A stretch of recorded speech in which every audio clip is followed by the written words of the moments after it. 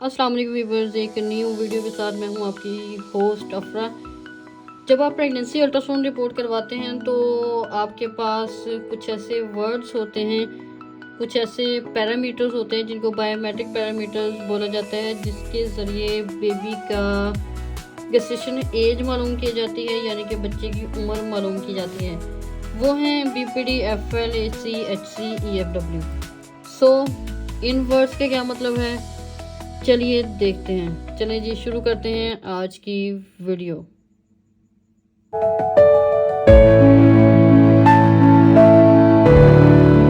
जब आप प्रेगनेंसी की अल्ट्रासाउंड रिपोर्ट करवाने जाते हैं तो वहाँ पे आपको कुछ ऐसे वर्ड्स होते हैं जो आपको लाजमी देखने को मिलते हैं।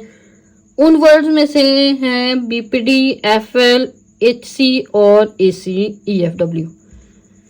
अब BPD है बाई पैराइटल डायमीटर, इसको कुछ लोग बाई पैराइटल डायमीटर भी बोलते हैं, लेकिन ये असल वर्ड बाई पैराइटल डायमीटर है क्योंकि ये पैराइटल रीजन में ली जाती है, तो इसको बाई पैराइटल डायमीटर बोलते हैं। अब ये डिस्कस करते हैं कि BPD को लिया कैसे जाता है, वो आपको मैं दिखाती हूँ। जैसे अब ये है, ये BPD है। यहाँ से एक कान की लो से दूसरे कान की लो तक जब हम इसका मेजरमेंट लेंगे तो उसको कहेंगे BPD। और इसी के साथ हम HC देख लेते हैं। HC मतलब हेड सर्कमफ्रेंस। जैसे कि यहाँ पे उसने लिया हुआ है BPD और BIP उसने लिखा हुआ है, लेकिन BPD है ये, और 52 mm, और इस पर गेस्टेशन एज दी हुई है 21 वीक्स 3 डेज। आपको अल्ट्रासाउंड के प्रिंट्स भी अच्छे से पढ़ने आने चाहिए। फिर उसके बाद यहाँ पे अगर हम इसकी सर्कुलर मेजरमेंट लेते हैं, अगर हम बेबी के हेड की सर्कुलर मेजरमेंट लेते हैं तो वो हमारा HC बन जाएगा, यानी कि हेड सर्कमफ्रेंस बन जाएगा।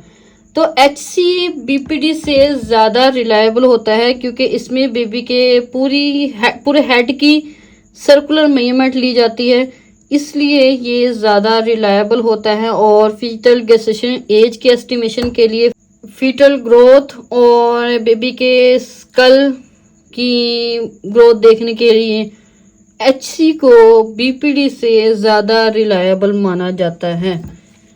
उसके बाद हम देख लेते हैं FL यानी कि फीमर लेंथ।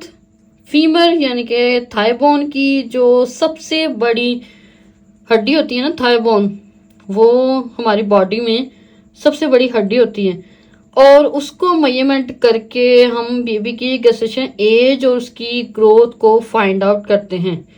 जैसे कि ये FL ली गई है, ये देखें, ये थाई बोन है हमारी, और इसकी यहाँ से यहाँ तक मेजरमेंट ली गई है, ये FL है। और अगर हम यहाँ पे प्रिंट पे देखें तो यहाँ पे भी दिया हुआ है FL 32 mm, और इस पे गेस्टेशनल एज दी हुई है 20 वीक्स 1 डे। ठीक, उसके बाद हम आ जाते हैं AC पे। AC पे अगर हम देखें तो AC होता है एब्डोमिनल सर्कमफ्रेंस। AC में हम बेबी के एब्डोमेन यानी कि पेट का सर्कुलर मेजरमेंट लेते हैं टू सी दी के बेबी को खुराक कैसे जा रही है और उसका एब्डोमेन ठीक से बढ़ रहा है साइज या नहीं बढ़ रहा है अकॉर्डिंग टू गेस्टेशन एज। जैसे कि अब ये है, ये हमारा अगर हम देखें तो ये सर्कुलर मेजरमेंट जो है ना, ये AC मेजर किया हुआ है। अब AC लेने के कुछ प्रोटोकॉल्स हैं, जैसे कि HC लेने के प्रोटोकॉल्स हैं कि यहाँ पे होना चाहिए बटरफ्लाई साइन। ठीक, अब अगर हम AC के मेजर करते हैं या उसको लेते हैं तो उसके कुछ असूल हैं। उसमें ये है कि यहाँ पे अम्बिलिकल वेन नजर आनी चाहिए, आपको स्टमक बबल नजर आने चाहिए और स्पाइन नजर आनी चाहिए। लेकिन इसमें इसका ये असूल है कि आपको इसमें बेबी किडनीज नज़र नहीं आने चाहिए। खैर वो पूरा अलग टॉपिक है कि उसको कैसे मेजर किया जाता है, हम इसमें ज़्यादा डिटेल में नहीं जाएंगे। उसके बाद EFW हमारे पास आता है। EFW में एस्टिमेटेड फीटल वेट होता है। EFW का मतलब एस्टिमेटेड फीटल वेट, जो हमने इन तमाम पैरामीटर्स को मेजर करने के बाद जो हमारे पास एस्टिमेटेड यानी कि अंदाजन बच्चे का वेट हमारे पास कितना आया है वो हम रिपोर्ट में मेंशन करते हैं। अब अल्ट्रासाउंड की रिपोर्ट आपके साथ डिस्कस कर लेते हैं ताकि आपको और भी ज़्यादा समझने में आसानी हो। जैसे ये हमारे पास रिपोर्ट है, इसमें आपको नज़र आ रहा होगा कि ये देखें, यहाँ पे लिखा हुआ है बीपीडी, यहाँ पे लिखा हुआ है FL HC AC EFW, ठीक। और अब शुरू करते हैं। जैसे उसने बीपीडी बाइपेराइटल डायमीटर मैंने बताया आपको, उस पर दिए 75 mm और उस पर वीक्स दी हैं 30+1 मतलब 30 वीक्स 1 डे। उसके बाद FL दिए हैं फीमेल लेंथ 57 mm और इस पे वीक्स दिए हैं 30 वीक्स 0 डेज मतलब ये 30 वीक्स पूरे हैं। उसके बाद HC दिए हैं 278 mm और इस पे 30 वीक्स 3 डेज है। AC दिया है एब्डोमिनल सर्कमफ्रेंसेस जैसे कि 260 है mm और इस पे दिए हैं 30 वीक्स 1 डे। जैसे कि आप देखें कि इन तमाम पैरामीटर्स में किसी किस्म का कोई लैग नहीं है। जैसे कि अगर बीपीडी और FL में 3 वीक्स का लैग हो तो फिर हम उसको IUGR कंसीडर करते हैं या हम कह देते हैं सेफ्रोफेमोरल डिस्प्रोपोर्शन है। अब सेफ्रोफेमोरल डिस्प्रोपोर्शन क्या है वो भी आगे डिस्कस करते हैं।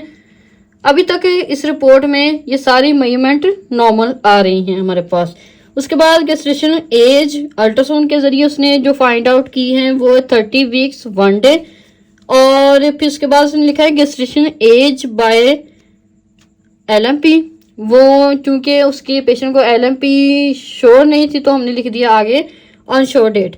उसके बाद हमारे पास आता है EDD होता है एस्टिमेटेड डिलीवरी डेट, ठीक। अब एस्टिमेटेड डिलीवरी डेट इसको क्यों कहा जाता है? एस्टिमेटेड डिलीवरी डेट इसलिए कहा जाता है क्योंकि बच्चा कब पैदा होगा, कब मतलब वो फोत होगा, कब पैदा होगा कब फोत होगा ये हम अंदाज़ा ही लगा सकते हैं। हम एग्जैक्ट वैल्यू या एग्जैक्ट डेट नहीं निकाल सकते क्योंकि एक ज़ात है जो ये सारा कुछ डिसाइड करती है, यकीनन वो गॉड है। गॉड ही डिसाइड करते हैं कि कब किसी ने पैदा होना है, किसने फोत होना है, ठीक है।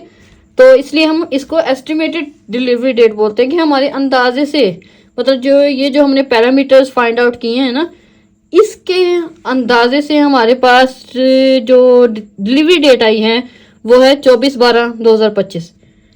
उसके बाद अब मैंने सेफ्रोफेमोरल डिस्प्रोपोर्शन का जिक्र किया है जैसे कि नॉर्मल FL/BPD रेशो। जैसे कि हम सेफ्रोफेमोरल डिस्प्रोपोर्शन उस सूरत में कहेंगे अगर हमारे पास इन चीज़ों में गैप आ रहा हो। फॉर एग्जांपल हम देख लेते हैं जी, इसका अब मैं आपको रेशो निकाल के दिखाती हूँ।